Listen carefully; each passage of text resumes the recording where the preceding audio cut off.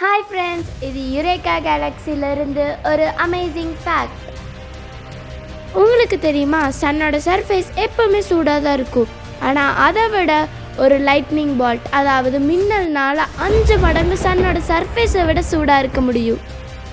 ஒரு lightning பால்ட்டோட heat 30,000 degree Celsius வரைக்கும் இருக்க முடியும்.